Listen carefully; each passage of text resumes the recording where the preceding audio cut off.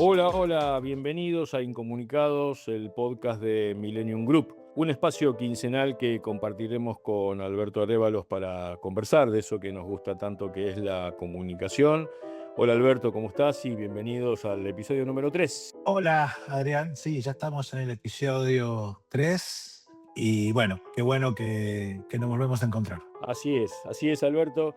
Y bueno, hoy estuve como eh, pensando, haciendo un esfuerzo, si se quiere, en el transcurso de la semana, que en realidad no es tanto esforzarme, sino ver, observar un poco la realidad. Y en los últimos dos episodios estuvimos conversando acerca de la conversación que se da, sobre todo en el ecosistema digital, e incluso estuvimos debatiendo acerca de los niveles de visibilidad o los niveles de intensidad o no de la comunicación en el ámbito corporativo, en el ámbito de las marcas. Eh, Ujú. y todo esto un poco me hace pensar en que esa exposición o esos altos niveles de exposición que hoy tienen organizaciones, empresas, marcas, personajes públicos, etcétera, etcétera. Y por otro lado, nivel de control social, de observación, digo entrecomilladamente, esa vigilancia acerca de lo que hacen o lo que dicen esos actores públicos, esos actores sociales que son relevantes, cuánto de esto obviamente impacta en la reputación de esos actores públicos, ¿no? Teniendo en cuenta que es uno de los atributos por ahí que en los últimos años más se ha convertido en un valor muy importante desde el punto de vista del reconocimiento público o de la percepción pública, y que hoy por ahí está como más cuestionado, si hay algún tipo de debilidad que se está produciendo en esto de controlar o no controlar la exposición pública, la visibilidad, la conducta, el comportamiento de esos actores públicos, y que eso repercute por ahí muchas veces no positivamente en ese atributo tan importante que es la reputación, ¿no? Entonces, un poco, digamos, parador, o si se quiere, el punto de partida para hoy, Alberto, es preguntarte, ¿no? Justamente sobre la reputación y ese, si se quiere, apotegma que es: no se construye cuando se la necesita, ¿no? La reputación. ¿Qué opinas al respecto? A ver, yo cuando estabas haciendo la introducción estaba pensando una cosa que hasta puede parecer contraintuitiva, que en realidad hoy en día la reputación no es de uno, en el sentido de que no es una posesión que yo tengo y domino y controlo. La reputación es lo que los demás piensan que uno es. Ujú. Entonces, de alguna manera, es en los otros quienes tienen el control de la reputación de uno y que de alguna manera esa reputación debería ser consecuencia no de lo que yo pienso de mí mismo, sino de cómo yo actúo. Y ahí yo creo que es el gran problema. Yo he venido haciendo una serie de posts últimamente en LinkedIn hablando de ese tema, porque generalmente las empresas se preocupan por el tema y las organizaciones se preocupan por el tema de reputación, y generalmente se preocupan más cuando tienen algún tipo de crisis, pero generalmente en ese momento, como insinuabas vos en la introducción, ya es tarde. La reputación se construye desde el primer momento, digamos, del momento en que uno aparece en escena. Entonces, eso por un lado. Es decir, la reputación es una construcción que es constante. Nadie tiene una reputación ganada, entonces para siempre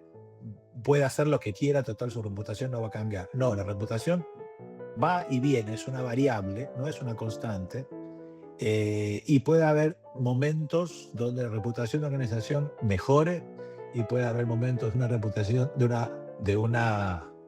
la reputación de una organización empeore. Ahora, lo que yo planteaba en esos posts en LinkedIn y lo quería plantear ahora es que en todo caso la reputación no es producto de la comunicación. En realidad la comunicación lo que hace es transmitir, es comunicar, es conectar, eso es comunicación, la conducta real de una organización con las audiencias. No hay forma de que una buena comunicación pueda maquillar la mala actuación de un mal actor corporativo, por decirlo de una Ujú. manera. Y eso está vinculado con cuáles son los ¿Cuáles son los parámetros con que se maneja la organización? ¿Qué es lo que se privilegia dentro de una organización? Y eso nace no del área de comunicaciones, nace del área de la gestión de la organización. Entonces, si en una organización lo que se premia, por ejemplo, es ganar plata a como dé lugar, probablemente eso tenga consecuencias en la relación con los clientes, con los consumidores, con los socios de negocio, con los empleados. Y generalmente cuando la búsqueda solamente del lucro es el fin último de la organización, es un fin importante de la organización, pero no debería ser el fin último de la organización, eso puede generar problemas reputacionales. Esos problemas reputacionales, la comunicación per se no los puede manejar, no los puede solucionar si los incentivos que hay dentro de una organización son para hacer digamos, entre comillas, son para hacer las cosas mal. ¿Se entiende lo que quiero decir? Sí, Sí, sí. la reputación expresa de alguna manera la verdadera naturaleza de una organización o de una persona, si lo queremos poner de esa manera, y la comunicación lo que puede hacer es reforzar ciertas conductas positivas, puede, si se quiere, si nos ponemos muy cínicos, maquillar ciertas conductas negativas, pero a la larga, y sobre todo en este mundo en que vivimos, esas conductas negativas que construyen la mala reputación terminan saliendo a la luz. ¿Se entiende lo que quiero decir? Sí, sí, sí, se entiende y yo ahí me permito hacer una observación que es infraestructura expresiva de una organización en dos grandes dimensiones, ¿no? Una fáctica y una simbólica. Digo, la simbólica es la que obedece precisamente a la construcción comunicacional. Digo, intencionada, planificada, no todo de decir maquillaje, ¿no? Digo, pero una organización, una empresa, se comunica, se expresa de alguna manera a través de mensajes concretos y específicos que pueden ser institucionales, etcétera, etcétera, ¿no? Digo, esto por un lado. Y por otro lado, en cuanto a lo fáctico, ¿no? Me asocio a esto que decís vos. Lo que una organización hace es eso que termina cultivando, si se quiere, a la reputación. Ahora, ahí en el medio me parece que hay un rol que tiene que ver con la comunicación, que es, de alguna manera, contar lo que se hace, ¿no? Porque si no, lo que se hace no tiene una visibilidad, sino puede ser Claro, parte de la pero experiencia de un cliente, de un consumidor, microsituaciones, pero contar lo que se hace me parece que es un aporte importante a la construcción no digo de la reputación, porque creo que coincido con vos, la reputación es el producto final y no depende de nosotros en definitiva, sino que depende de quien está del otro sí, lado. sí, claro. Pero, No, pero, no, pero hay que crearlo. en eso yo sí, claro, estoy de acuerdo y para eso está la comunicación, obviamente. Pero ahí tenés otro elemento, que es la reputación, vamos a ponerlo de una manera, reputación es la suma de decisiones que toma una organización con respecto al mundo que lo rodea, ya sea externo e interno. ¿Estamos de acuerdo hasta ahí? Sí, Sí, la reputación coincido. es una sumatoria de acciones y de decisiones sobre todo. Muchas veces esas decisiones son tomadas en un nivel donde el departamento de comunicaciones no entra. Esas decisiones se toman sin el input de comunicaciones. Ujú. Esas decisiones se toman y después le dicen al departamento de comunicaciones, anda y comunica esto. Mm. Cuando el proceso debería ser, si me preocupa mi reputación, es, vamos a hacer esto. ¿Qué impacto puede tener en la audiencia? ¿Qué impacto puede tener en nuestro público, en nuestra gente? ¿Qué impacto puede tener esto en nuestros proveedores? ¿Qué impacto puede tener esto en los reguladores? ¿Qué impacto puede tener esto en los consumidores? Lo digo por experiencia porque lo he visto en empresas en las que yo he trabajado, lo he visto con clientes que muchas veces la toma de decisiones no incluye comunicaciones. Reputación en la era del control social, comento una cosa que me pasó a mí en Facebook, que en algún momento querían lanzar o querían aprobar grupos de interés especiales dentro de Facebook, estoy hablando de hace 10 años, en los cuales se iban a relajar un poco los controles de acuerdo a los términos de uso que Facebook tenía.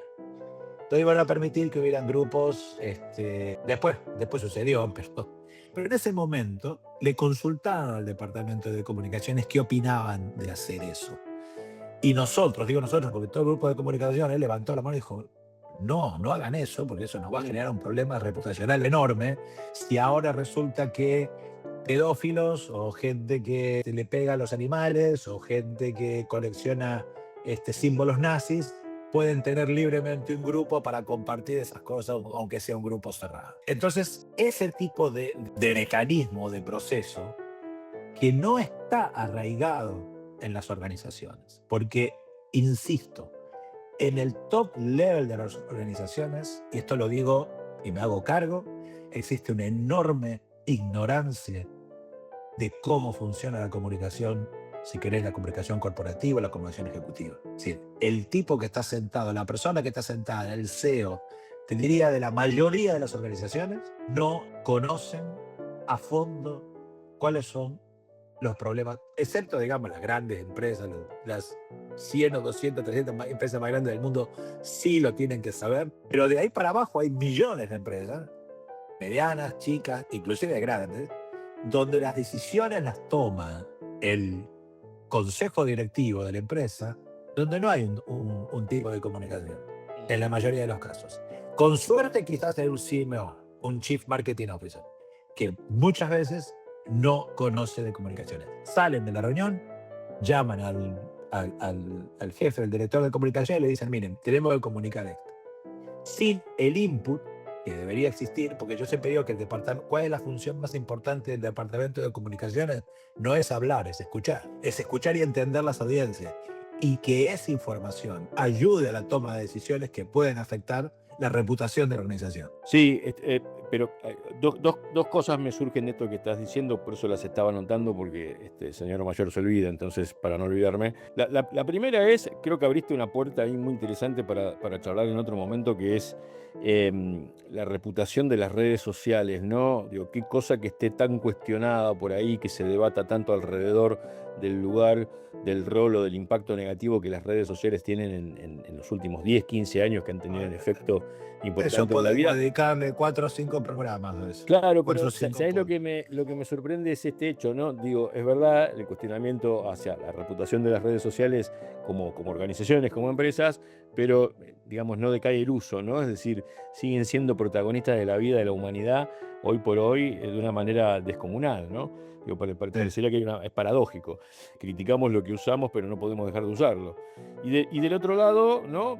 Atendiendo a lo que estabas planteando vos, el lugar de la comunicación en los procesos de decisión a nivel dirigencial en las corporaciones, y coincido, yo quizás tenga menos experiencia que vos en ese lugar específicamente de práctica profesional, mi experiencia es más académica por ahí, pero siempre es un tema que se conversa y que se pone en valor en el aula también, ¿no? Digamos, cuál es la distancia que hay entre las decisiones que toman las compañías y hacerlo a conciencia o evaluando previamente cuál puede ser el impacto en los públicos o en las audiencias, y hacerlo, digamos, priorizando los objetivos de gestión o los objetivos del negocio pura y exclusivamente, ¿no? Y eso que después tenga por ahí una divergencia, una brecha, un gap, un choque, y finalmente el impacto por ahí negativo en las audiencias y por transitividad, cómo eso afecta a la reputación al final del camino, ¿no?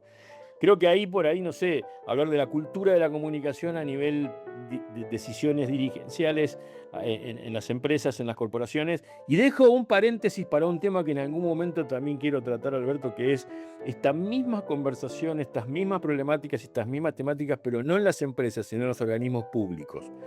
La distancia que existe entre por ahí, porque acá estamos hablando de quizás, entre comillas digo, ¿no? Algún tipo de debilidad que se pueda estar produciendo desde el punto de vista de perfeccionar o cómo mejorar las matrices de comunicación en las organizaciones, pero me gustaría también hacer ese análisis en los organismos públicos, ¿no?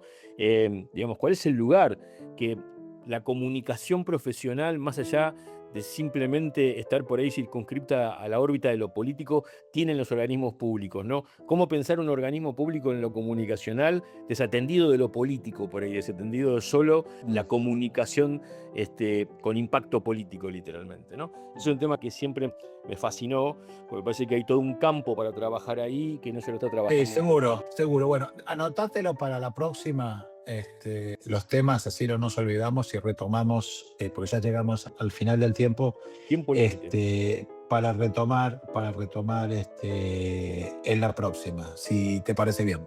Me parece bien y ya los tengo anotados porque, repito, señor mayor se olvida, entonces mejor el papel para ayuda a memoria. Ok, bueno, Bueno, gracias a los que nos escuchan. Les recordamos, por favor, denle like, denle subscribe. Y nos estamos viendo. ver y nos pueden seguir en el canal de YouTube de Millennium Group. Esto Sí, exactamente. Ahí estamos. Ahí está. Y bueno, nos vemos en la próxima. Nos vemos en el próximo episodio. Saludos, Alberto. Chao. Hasta luego.